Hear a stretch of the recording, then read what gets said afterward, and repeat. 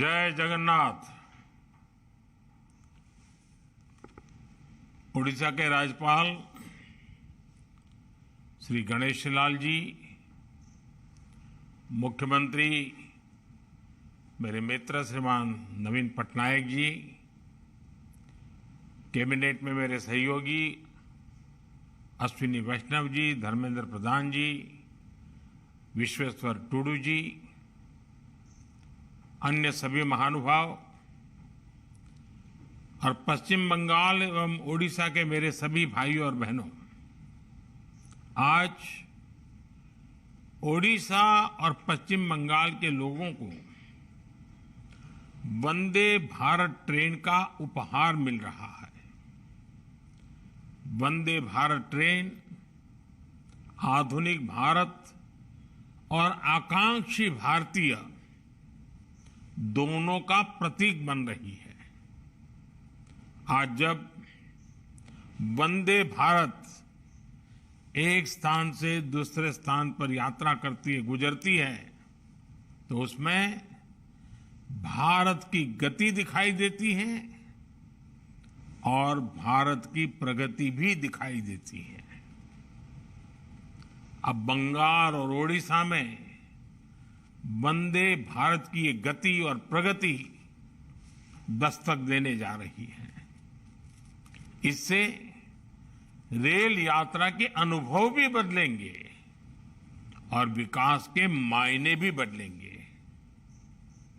अब कोलकाता से दर्शन के लिए पुरी जाना हो या पुरी से किसी काम के लिए कोलकाता जाना हो, ये यात्रा केवल 6.5 घंटे की रह जाएगी। इससे समय भी बचेगा, व्यापार और कारोबार भी बढ़ेगा और युवाओं के लिए नए अवसर भी तैयार होंगे। मैं ओडिशा और पश्चिम बंगाल के लोगों को इसके लिए बहुत बहुत बधाई देता हूं। साथियों, जब भी किसी को अपने परिवार के साथ कहीं दूर यात्रा पर जाना होता है तो रेल ही उसकी सबसे पहली पसंद होती है, उसकी प्राथमिकता होती है। आज ओडिशा के रेल डेवलपमेंट के लिए और भी कई बड़े कार्य हुए हैं।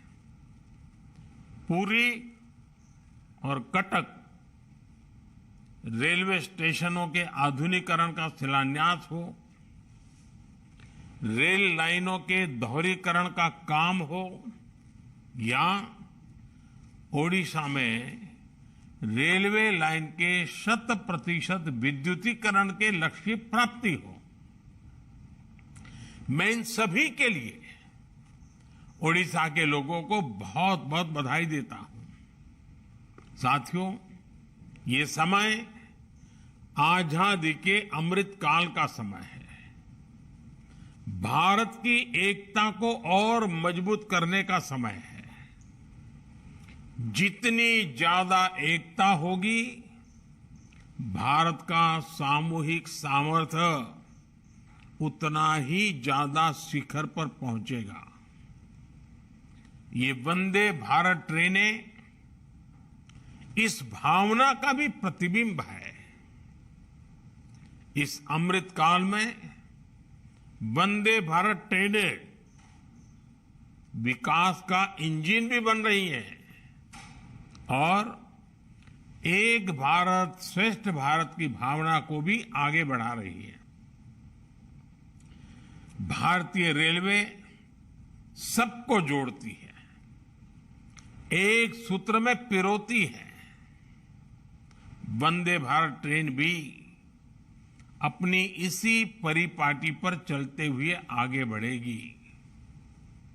ये वंदे भारत बंगाल और ओडिशा के बीच, हावड़ा और पुरी के बीच जो आध्यात्मिक और सांस्कृतिक संबंध है, उन्हें और मजबूत करेगी। आज देश के अलग अलग राज्यों में ऐसी ही करीब 15 वंदे भारत ट्रेनें चल रही हैं। ये आधुनिक ट्रेनें देश की अर्थव्यवस्था को भी रफ्तार दे रही हैं। साथियों, बीते वर्षों में भारत ने कठिन से कठिन वैश्विक हालातों में भी अपने विकास की गति को बनाए रखा है। इसके पीछे एक बड़ा कारण है कि इस विकास में हर राज्य की भागीदारी है। देश हर राज्य को साथ लेकर आगे बढ़ रहा है। एक समय था जब कोई नई टेक्नोलॉजी आती थी या नई सुविधा बनती थी तो वो दिल्ली या कुछ बड़े शहरों तक ही सीमित रह जाती थी।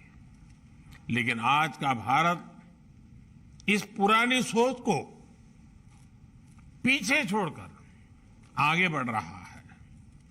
आज का नया भारत टेक्नोलॉजी भी खुद बना रहा है और नई सुविधाओं को तेजी से देश के कोने कोने में पहुंचा रहा है। ये वंदे भारत ट्रेन भारत ने अपने बलबूते ही बनाई है।